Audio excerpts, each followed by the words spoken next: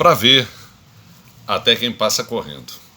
A gente tinha prometido no vídeo passado falar hoje sobre o inferno. Para falar sobre o inferno tem que ter uma certa organização argumentativa. Então eu vou dividir em 3 etapas. A primeira, fatos. A segunda, princípios bíblicos. E a terceira, suposições. Sobre fatos, você pode até não acreditar nem em Deus e nem na Bíblia, mas se você disser para mim que não acredita na maldade humana, eu vou me assustar com isso, porque a maldade humana, eu acho que ela é um fato infeliz e bastante verdadeiro. Eu não digo a maldade no sentido daquilo que a gente costuma chamar de bandidos. Os bandidos são o que são, não é? A gente já sabe o que a gente espera, para usar esse termo, o que a gente espera deles? Eles são o que eles são. Eu digo aquelas pessoas que se revestem, né, de uma maquiagem, às vezes terno e gravata, nada contra terno e gravata, mas que ocupam posições titulares e às vezes até são colocadas por nós nessa posição e são bandidos, não é? Aqui na cidade, eu lembro muito daquela palavra de Jesus, porque no dia 2, no dia de finados, os cemitérios ficam muito bonitos. Não é? E você vai ao cemitério, eu e o rapaz da igreja fomos ao cemitério, fomos ver as covas, a cova rasa, e há aquele mausoléu enorme, quase que abrigando toda uma família dentro, em respeito àquele dia de lembrança, né? Eu lembrei de Jesus quando chama certas pessoas de sepulcros caiados, né? O material dentro é o mesmo. Então a maldade humana tem requinte. Eu até lembrei daquela frase que eu acho que atribuíram a Sartre, ou ele mesmo disse, que o inferno são os outros. Eu acho que ele quis dizer que o inferno somos todos nós, porque eu sou o outro do outro. Então o inferno está dentro do ser humano. Jesus falou que a maldade, Jesus disse, de dentro do coração humano é que procede toda a maldade. A Bíblia, se você for lá em Colossenses, está dizendo que Deus nos libertou do império das trevas e nos transportou para o reino do Filho do seu amor.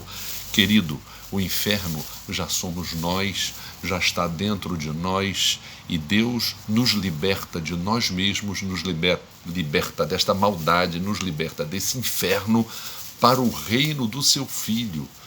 É isso que a Bíblia diz. Lá no Gênesis diz que Deus fez separação entre a luz e as trevas. O nosso coração é imerso em trevas. Deus, só Ele tem o poder de fazer a separação entre a luz e as trevas. E a luz que entra no nosso Evangelho, a Bíblia diz, é uma candeia que brilha num lugar tenebroso até que clareie o dia. É o Evangelho sugerindo que Cristo entre. Ele disse, eu sou a luz do mundo. Quem me segue não andará em trevas. Esse é o fato da maldade que existe. Olha, esse vírus, não se preocupe, ele não vai dizimar a humanidade. Mas se por acaso surgir um vírus que mate todos os seres humanos, gente, a natureza vai escapar, os irracionais vão escapar de serem dizimados, os oceanos vão ficar limpos, as florestas vão invadir as cidades. Olha, se o ser humano fosse extinto da face da Terra, a maldade não existiria mais. Esse é o fato. Agora eu queria destacar alguns princípios bíblicos. Um principal da Bíblia é a questão da ressurreição de Jesus. A Bíblia diz que só existe fé porque Jesus ressuscitou. Se você puder dizer que Jesus não ressuscitou, olha, anule tudo na Bíblia, acabe com o cristianismo, desespero total.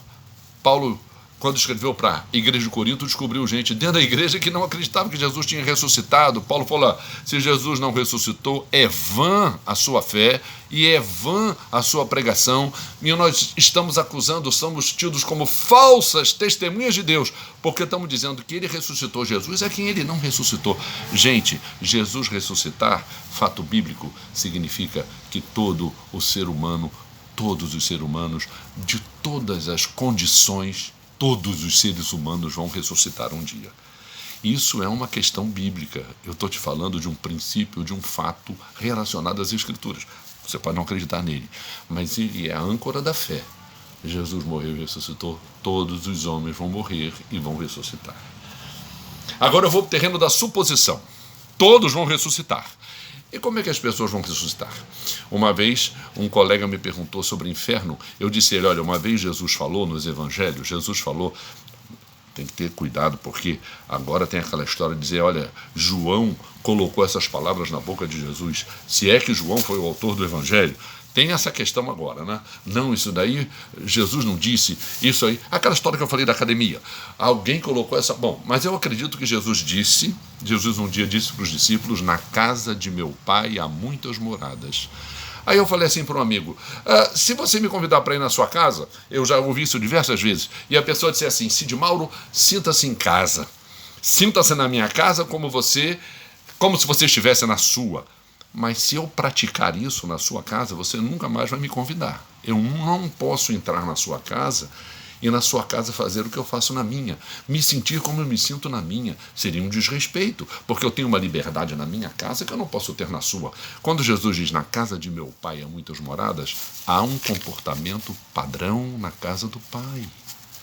Não é qualquer um que pode entrar na casa do pai. A casa do pai não pode virar um vale-tudo. Isso que o mundo é aí fora não vai se reproduzir na casa do pai. Por quê? Porque é a casa do pai. Jesus falou, na casa de meu pai há muitas moradas, vou preparar-vos lugar. Quem vai entrar na casa do pai é quem deixou Deus entrar na vida dele e fazer um saneamento na vida dele. Lembra do vídeo anterior? Deus entra na vida da gente e nos transforma, nos renova, nos modifica o caráter. Isso se chama conversão, a Bíblia chama isso de conversão. Então só entram na casa do Pai quem deixar Deus entrar na sua vida. O pessoal gosta muito de ouvir falar sobre livre-arbítrio, né? Deus dá livre-arbítrio, eu tenho livre-arbítrio. O homem tem livre-arbítrio. Gente, livre-arbítrio é a capacidade de fazer ou não fazer. As pessoas dizem que livre-arbítrio, eu posso fazer o que eu quiser. Não, eu tenho que dizer não a mim. Aliás, Jesus falou que a vida com ele é negar-se a si mesmo. Então, só vai entrar na casa do Pai quem permitiu que Deus entrasse na vida dele. Ele faz a escolha dele. E quem não permitiu, gente? Quem não permitiu vai ficar fora da casa, porque ele não terá sido transformado. Então, na ressurreição, lembra do princípio bíblico da ressurreição? As pessoas vão ressuscitar com aquela cara que elas têm. Elas foram más, vão trazer o inferno com elas. Gente, o inferno não vai um lugar onde Deus fica rindo da tortura que os demônios... Não, gente. Eu acho que Sartre está certo. O inferno é aquilo que as pessoas têm dentro delas. A maldade. Imagina as pessoas mais sem a capacidade de praticar maldade com os outros. Eu acho que vai ser assim. Suposição. Então Jesus falou, na casa de meu pai há muitas moradas, vou preparar-vos lugar. Só entra na casa do Pai quem um dia optou por deixar Deus entrar na sua vida, para mudar a sua vida, porque a casa do Pai é a casa do Pai. Você não vai fazer da casa do Pai a tua casa, ninguém vai fazer da casa do Pai isso que o mundo apresenta, isso que o mundo representa, isso que o mundo é. E fora da casa é o inferno.